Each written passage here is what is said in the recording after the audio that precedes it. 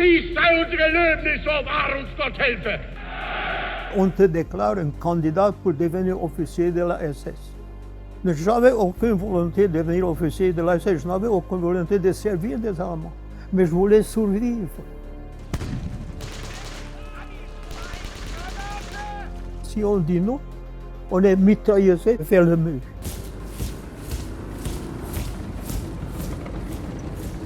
Et je n'oublierai jamais les Allemands. Ils se sont comportés comme des cochons.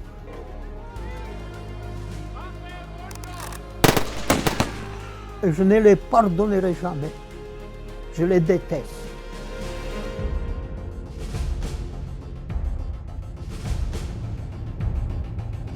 Donc, on s'en va rencontrer Adalbert Lallier, qui est un monsieur de 95 ans, qui a été dans la Waffen-SS, qui a été recruté à 17 ans.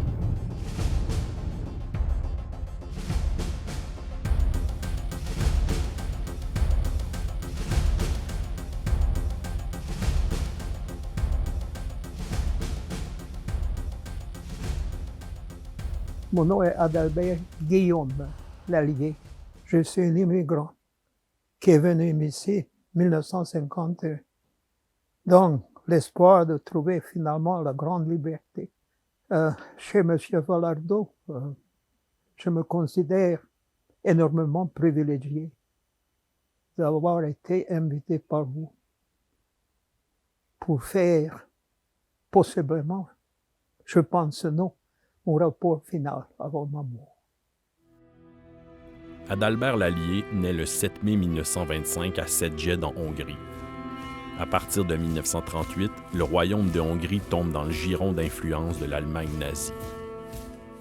Mais maintenant, cette image ici, cette image, mon image de mon visage à l'âge de 17 ans, j'avais été complété l'école secondaire hongroise dans le sud de l'Hongrie, qui est maintenant le nord de la Serbie. Je ne parlais pas aucun allemand du tout.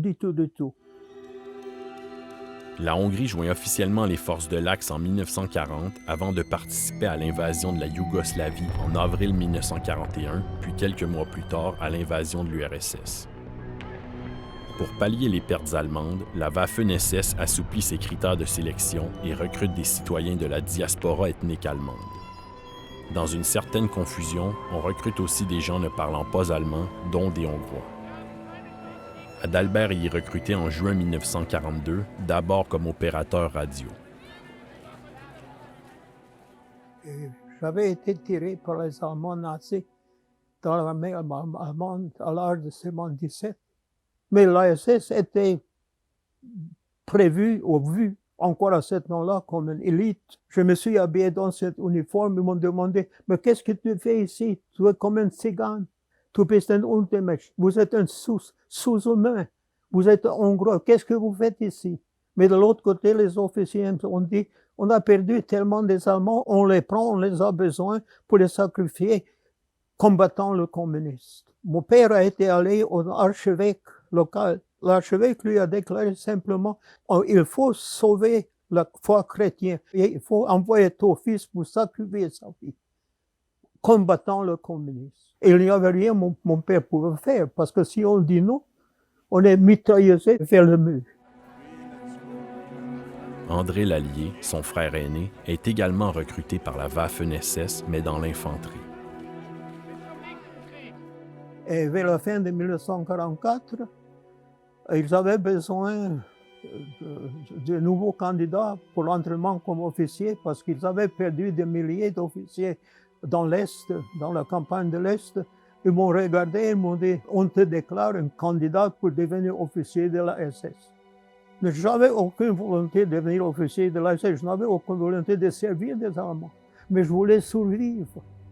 Il faut, avant la permission finale, t'examiner par quelqu'un qui est un spécialiste en race. 3 jours après, 3 officiers sont venus me voir si, du point de vue de mon apparence, je pourrais me possiblement qualifier comme officier de la SS. Oh, je vais vous mentionner aussi la vraie SS.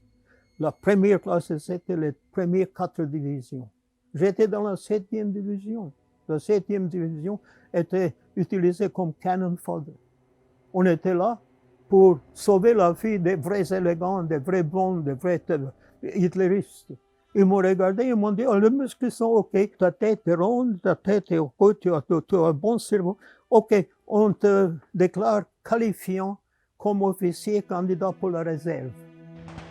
Le 31 décembre 1944, Adalbert et son frère se revoient par hasard dans un village en Croatie. Ce dernier lui fait part de son plan de désertion. Adalbert ne le sait pas à ce moment, mais il se voit pour la dernière fois. En mars 1945, aux abords du camp de concentration de Theresienstadt en Tchécoslovaquie, Adalbert est confronté à un événement qui le marquera à jamais. Alors qu'il creuse une tranchée pour ralentir les chars d'assaut soviétiques, 7 Juifs sont froidement assassinés par le second lieutenant Julius Will sous le regard horrifié d'Adalbert. Quelques semaines plus tard, son frère déserte mais se fait capturer par la police militaire de la SS. Il est exécuté sur le champ. Adalbert ne connaîtra les circonstances de la mort de son frère qu'en 2003, alors qu'un ancien officier de la SS lui téléphone. Et j'ai souffert, mon frère avait perdu sa vie. Et j'ai écrit tellement de lettres au gouvernement allemand après la guerre demandant une explication. J'attends encore une seule réponse des Allemands démocratiques, s'excusant de ce qui s'est passé avec moi et mon frère. Et je ne les pardonnerai jamais. Évidemment, je parle allemand, mais je parle l'allemand avec un accent hongrois. Et quand je parle un allemand, un vrai allemand, je fais certain qu'ils comprennent que mon accent est un accent hongrois. La guerre se termine pour Adalbert, qui se retrouve prisonnier de guerre des Britanniques en Autriche. Et dans un temps où Tito, le communiste serbe yougoslave, voulait envahir l'Autriche du Sud, et les Britanniques voulaient protéger l'Autriche, la retenir dans l'Ouest.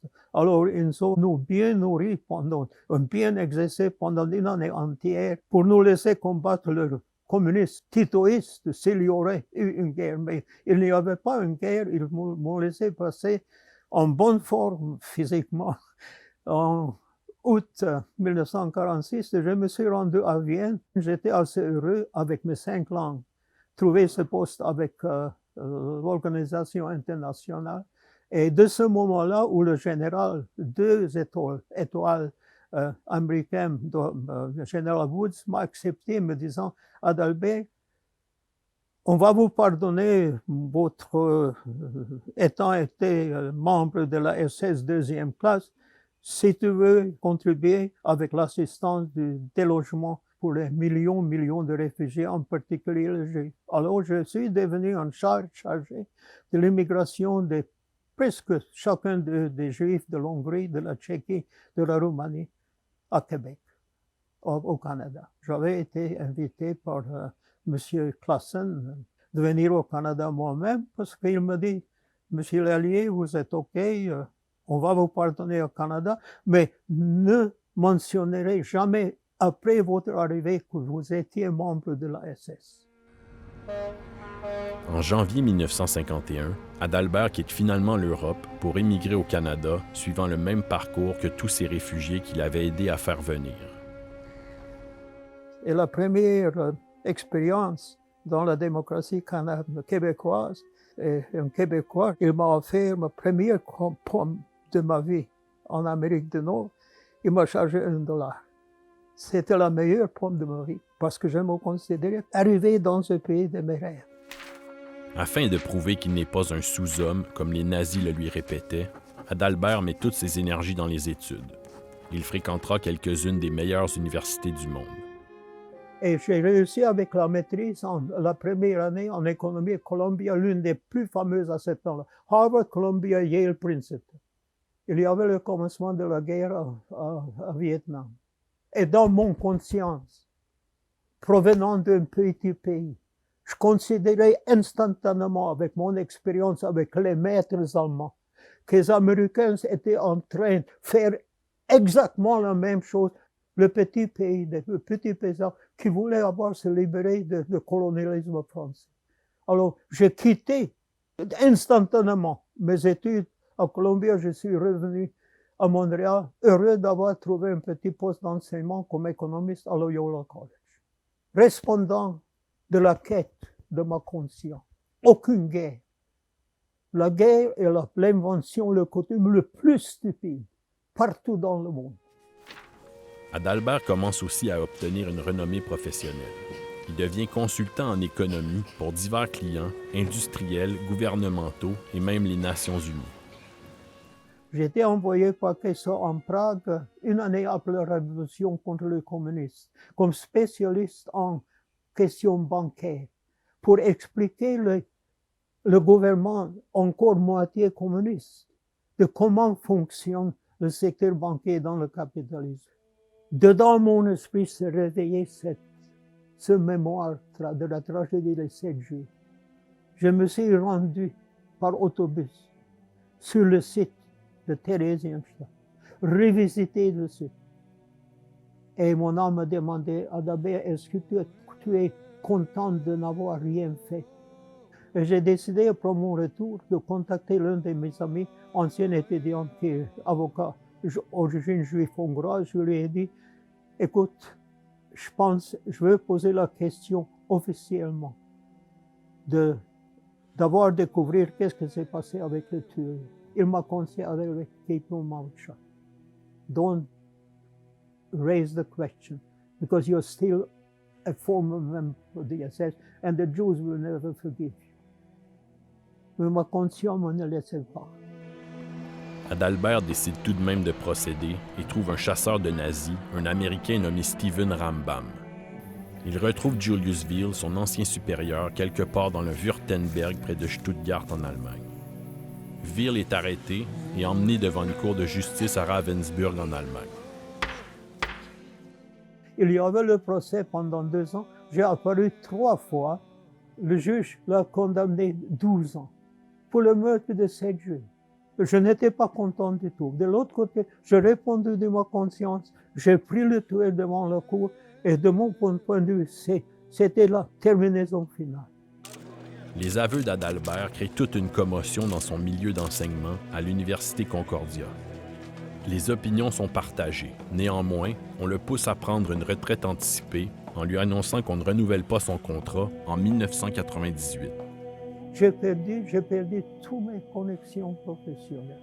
Aucun contrat depuis ce temps. Industriel, bancaire, de rien. J'ai pris la retraite, dévouant toutes mes énergies à résoudre les problèmes qui sont appropriés aussi antisociaux. J'ai essayé de faire quelques propositions sur l'état banquier, sur l'état d'endettement du gouvernement fédéral, sur l'état de l'endettement du gouvernement provincial. J'ai écrit plusieurs études sur avoir négligé de faire quelque chose pour résoudre la société, le problème de la pauvreté accroissante. On ne m'écoute pas. L'allié avait été membre de la SS. On ne lui donne pas la connaissance, l'accréditation, parce que dedans lui, il est encore un nazi. J'ai hâte les nazis. Je ne me sentais jamais comme un maître. Je suis intelligent. J'avais le miracle d'étudier aux meilleures universités, pas le pouvoir de mon cerveau. Mais je n'ai jamais été un raciste. Je ne peux pas être un raciste parce que c'est une combinaison de 5 cultures différentes, de 3 langues différentes, de 300 différents. Alors, on ne m'écoute pas. Retiré sur sa ferme des cantons de l'Est, Adalbert a continué ses recherches et écrit plusieurs livres, dont 4 sur l'Holocauste. Une autre partie de ses recherches se concentre sur le système bancaire canadien et sur le rôle de la Banque centrale. L'élite se prend le droit divin, prendre complet contrôle de ceux au niveau le plus bas de la société. Sa société triangulaire. Dans chaque idéologie, dans chaque religion, exactement la même création sociopolitique, les triangles. J'avais accepté pendant mes études le keynesianisme, le néo-keynesianisme. S'il y a du déficit, il y a du déficit avec justification, il faut le payer. depuis 1944, les richesses nationales ont été prises des masses, des payeurs de taxes. Ils ont été transportés dans les coffres des banques commerciales. Qui avait payé le taux d'intérêt? Le gouvernement fédéral pour l'endettement et le petit peuple qui utilise le visa payant 21%. Alors, est-ce que le transfert de milliards de dollars des mains des ordinaires dans le système bancaire est une trahison du contrat social? Comment explique-t-on? Am I putting myself on the edge on that? Ivory Tower. Not Ivory Tower, Gold Tower. Seulement les choisis par Dieu ou par le diable, sans regard que les pauvres n'auraient pas possibilité de survivre plus que 3 mois dans une catastrophe. Avec la pandémie de COVID-19 qui a frappé le monde, Adalbert s'intéresse aux conséquences économiques de l'après, notamment au déficit grandissant et aux effets que ça aura sur les plus pauvres. La Banque centrale a été demandée par le Treasury Board d'approvisionner une coulée de milliards de dollars pour la distribution immédiate. Pourquoi la ministre des Finances hier déclaré le Canada est encore plus endetté? Endetté à qui? Endetté façon keynésienne. Une dette doit être payée. Une dette doit être payée pour collectionner les taxes. Pourquoi les appeler une dette? Pourquoi pas un cadeau? Parce que les Keynésiens sont convaincus, les gouvernements dans le pays capitaliste, que la seule méthode de résoudre la croissance dette nationale est de taxer la population à long terme pour payer le taux d'intérêt.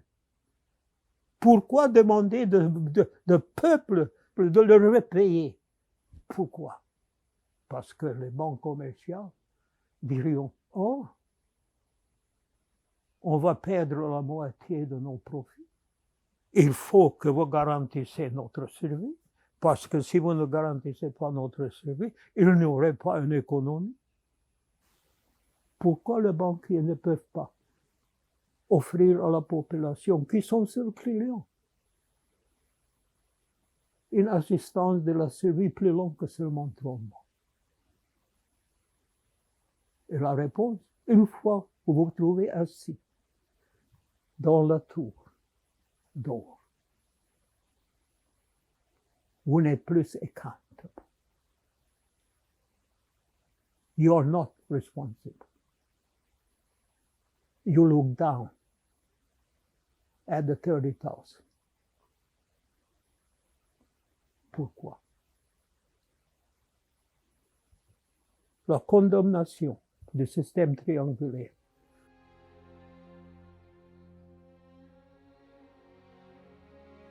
Maintenant, au Canada, j'ai contribué comme professeur.